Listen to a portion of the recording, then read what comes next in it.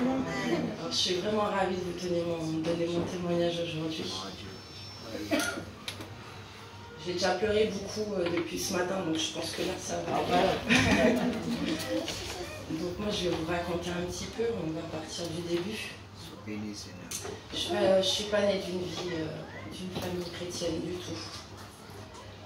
J'ai jamais entendu parler de Dieu.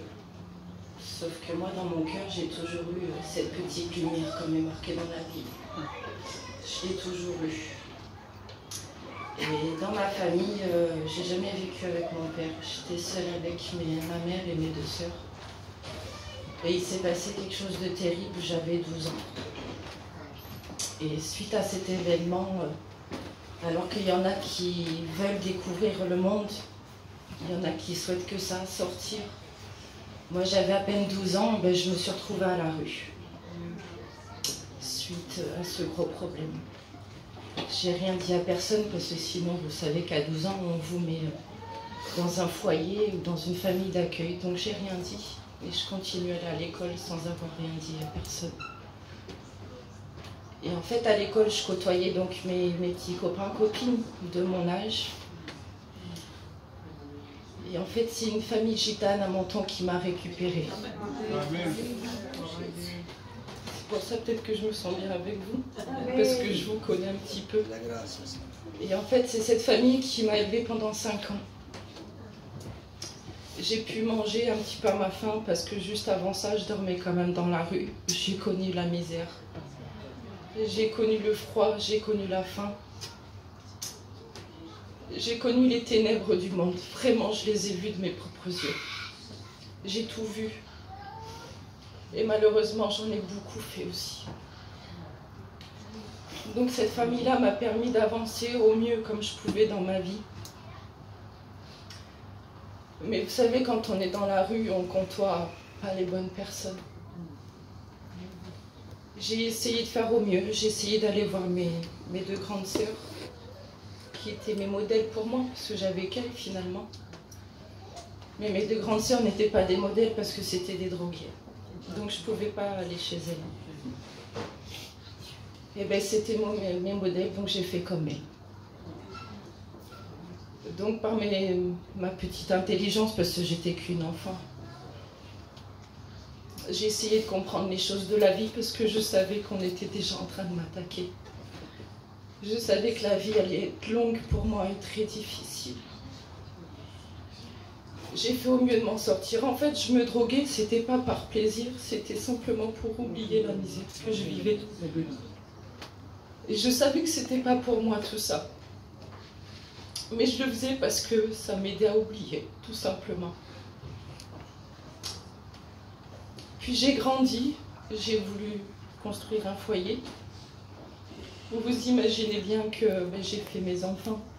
J'ai été heureuse, mais mon foyer n'a pas marché.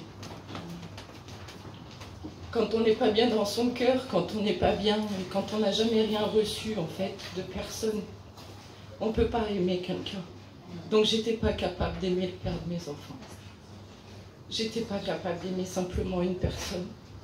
Et pourtant j'étais à la recherche de l'amour parce que j'en avais jamais eu. Donc je me suis séparée du père de mes enfants. Et j'ai fait ma vie. Je me suis arrêtée de me droguer moi-même. J'étais une grosse travailleuse, j'ai beaucoup voyagé, j'ai beaucoup travaillé. C'est ça qui m'a relevée. Mes enfants m'ont relevée aussi, c'est grâce à eux que j'ai tenu bon. Mais vous savez, quand on vit avec l'ennemi depuis si longtemps, il ne vous lâche pas comme ça. Donc j'ai essayé de faire au mieux et en fait je m'épuisais parce que je faisais tout de mes propres forces. J'ai été déçue par beaucoup de gens. Je me suis confiée à des gens, mais en fait ça reste que des gens. On essaye d'avoir une main tendue quelque part. En fait on court dans le vent et on s'épuise. Et un jour j'ai décidé de quitter ma région. Parce que j'avais trop de soucis, j'étais submergée de problèmes. Et j'étais vraiment fatiguée psychologiquement. Et par le biais d'une personne, en fait, je me suis retrouvée ici à Villeauban, je ne connaissais pas du tout. Et la première personne que j'ai connue ici, c'est le neveu de Toutouré. Le Seigneur fait super bien les choses. Il n'y a rien au hasard dans la vie. Parce que Dieu avait déjà tout prévu pour moi. Donc j'ai connu la famille Espinas. Et aujourd'hui, il y a la Bouba qui est là. Et ça faisait partie de mes prières, vraiment. Que ma sœur revienne ici. Qu'elle soit là. J'ai le cœur dans la joie, ma sœur, vraiment. Donc en fait là, en fin de compte, c'était la première fois que j'avais des mains tendues finalement devant moi. Ça me faisait bizarre, je connaissais pas ça. Et j'ai aménagé ici, j'ai pris une maison sur Villebain. Et 10 jours après, le Seigneur m'a mis un couple de chrétiens juste à côté de moi, Paco et Tana. Et je vivais l'enfer il y a 1 an et demi de ça. Je vivais l'enfer, mais vraiment. Le diable m'attaquait dans tous les sens. J'étais en train de faire de l'anorexie, j'étais en train de devenir vraiment malade. Tellement j'arrivais plus à reprendre le dessus. Paco m'emmenait en fait un soir et Paco me parlait du Seigneur en fait. Et puis voyez que j'étais réceptive parce que je savais que j'avais ça au fond de moi. Je le connaissais pas du tout, mais je savais qu'il était là. Amen. Paco m'a emmené à une première réunion à Pignan. Le Seigneur, il m'a brisé sur place. Il y avait ma sœur Tana avec moi. Puis je la voyais prier pour moi et je trouvais ça tellement gentil. Je connaissais pas ça. Rien que dans l'amitié. Et en fait, ils étaient là pour mes enfants. Ils avaient toujours une parole de Dieu. Parce que dès que je sortais de chez moi, ils voyaient que j'étais dans un état pitoyable. Et après, donc, ils m'ont dit, ben, t'as qu'à venir, on va à la réunion à Villebain, il y a tous les Minots. Parce que Minou, elle a fait beaucoup aussi pour moi.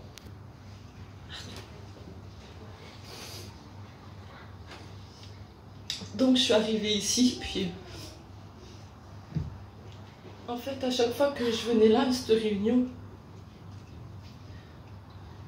le Seigneur, en fait, il mettait des pansements sur mon cœur et j'étais bien.